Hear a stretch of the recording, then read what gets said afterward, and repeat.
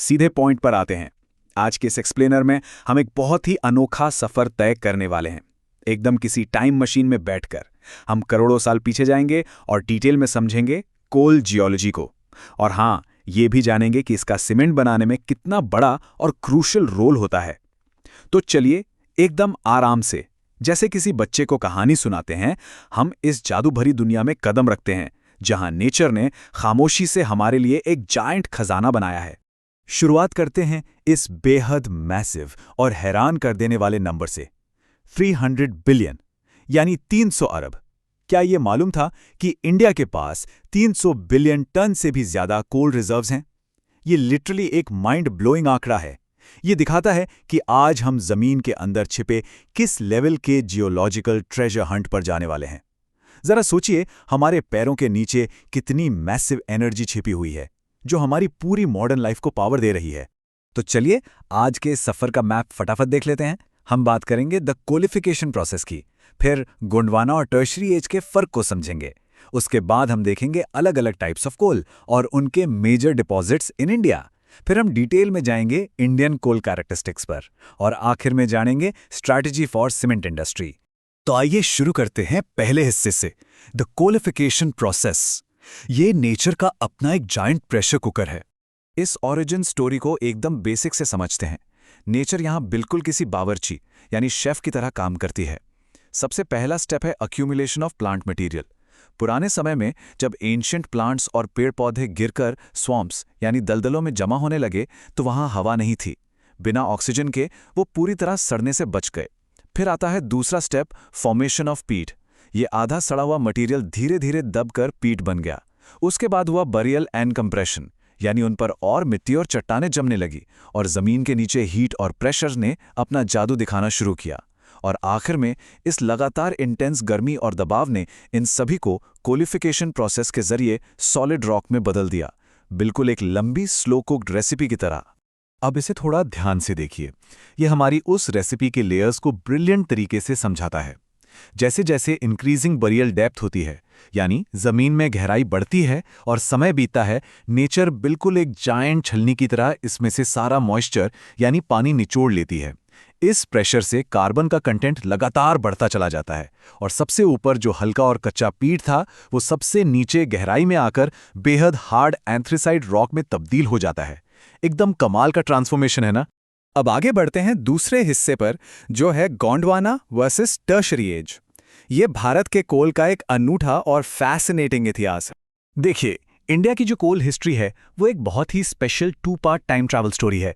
पूरी दुनिया का ज्यादातर कोल लगभग 300 से 350 मिलियन साल पहले कार्बोनिफरस पीरियड में बना था। लेकिन यहाँ एक ट्विस्ट है, हमारे देश का ट्रेजर उस समय का नहीं है। इंडिया का ज्यादातर कोल एक उससे भी प्राचीन, उससे भी पुराने समय में तैयार हुआ, जिसे गोंडवाना पीरियड कहते हैं। ये करीब 570 से 275 मिलियन ईयर्स पहले विशाल रिफ्ट वैलीज में बना था। यही वजह है कि हमारा कोल दुनिया के बाकी कोल से एकदम अलग है। इन दो जियोलॉजिकल एजेस को हम दो भाई बहन की तरह साइड बाय साइड कंपेयर करके समझ सकते हैं। गोंडवाना कोल समझ लीजिए एक बहुत ही पुराना और अमीर बड़ा भाई है।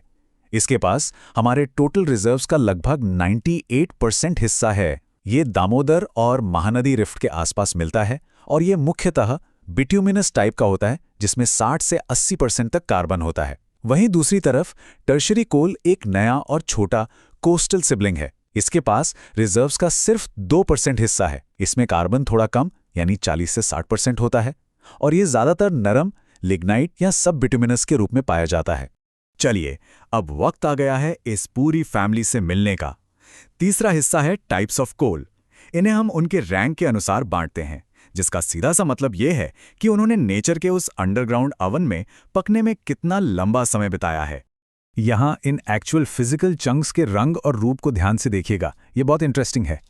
ये सफ़र शुरू होता है भूरे और भुरभुरे पीट से, जिसमें मॉइस्चर बहुत ज़्यादा है, और जैसे जैसे कंप्रेशन और कार्बनाइजेशन बढ़ता है, ये आगे बढ़ते हुए एकदम शाइनी, काले और बेहद सख्त पत्थर जैसे एंथ्रासाइट कोल पर जाकर पूरा होता है। एक एक स्टेज क्रिस्टल क्लियर दिख रही है। तो चलिए, परिवार के पहले 2 शुरुआती सदस्यों से फॉर्मली मिलते हैं। पहला है पीट। ये बस शुरुआत है, जिसमें लोवेस्ट कार्बन करीब 40% होता है और इसमें हाईएस्ट मॉइस्चर होता है।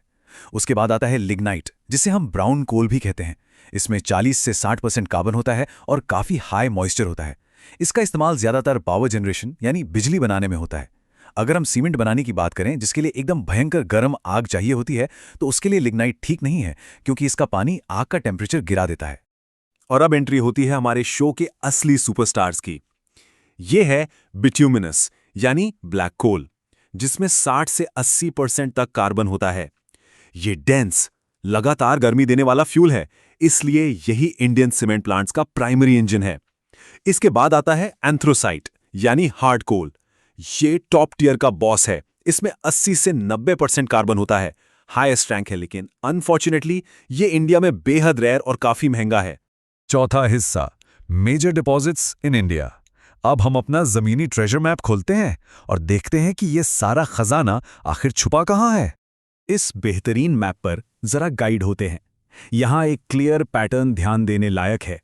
देखिए कैसे ये विशाल डिपॉजिट्स ज्यादातर इंडिया के ईस्टर्न और सेंट्रल पार्ट्स यानी पूर्वी और मध्य हिस्सों में एक क्लस्टर बनाकर बैठे हैं।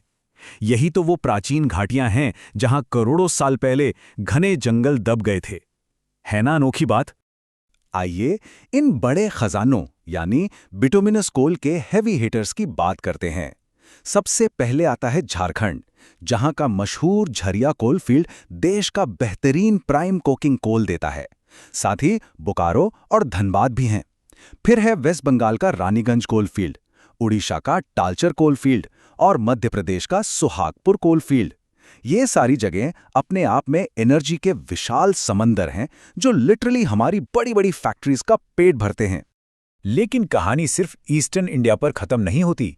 कुछ बहुत ही स्पेशल और रेयर लोकेशंस भी हैं हमारे पास, जैसे तमिलनाडु में नेवेली, जो भारत का लार्जेस्ट लिग्नाइट डिपॉजिट है।